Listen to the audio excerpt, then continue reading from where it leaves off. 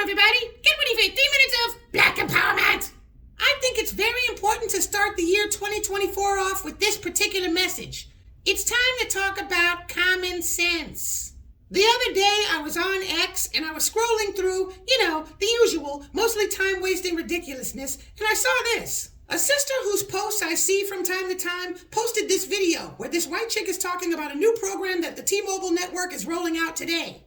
In the video, the white chick is talking about T-Mobile fining its customers for visiting websites or sending any text messages that they don't approve of. Right away, I knew it couldn't possibly be true. First of all, it would be against the law. Second of all, it would be a great way to put themselves out of business. Anyway, I looked it up, and sure enough, it wasn't true. The fines are for third-party users of the T-Mobile network so they could stop spamming and scamming T-Mobile customers. It made me think about how many pitfalls we suffer unnecessarily in this movement that could easily be avoided simply by taking the time out to put two and two together. For instance, I was listening to a brother talk to Tariq the other day about illegal aliens. He was referencing to something called Operation Wetback, where we should all start calling ICE to get as many illegals deported as possible. Tariq was agreeing with him, just as I've seen hundreds of brothers and sisters agreeing with similar posts on X. But if you just sit back and think about it for a moment, you would realize that it's not practical. That's not going to work. White supremacy is allowing these illegals to enter the country. Doesn't it stand to reason that ICE is just another agency of white supremacy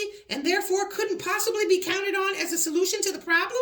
Back to reparations. You have to ask yourself who we're demanding reparations from. Well, the answer to that question is white supremacy.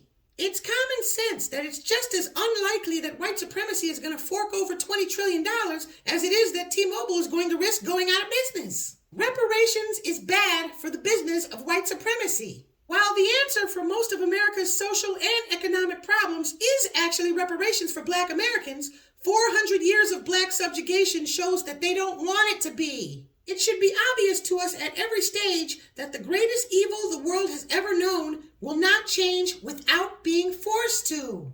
With everything we know about white supremacy, we should have enough common sense to have already come to the conclusion that punishment is our only option. This year, white supremacy needs us to save them one final time. Let's pull the rug out from under them. Our only focus must be to make not voting for Biden a nationally visible movement. Do not worry about reparations, hip-hop, or anything. Everything else will take care of itself. The instructions on how to get your Biden boycott flyers is in the description box. Let's make this a happy new year.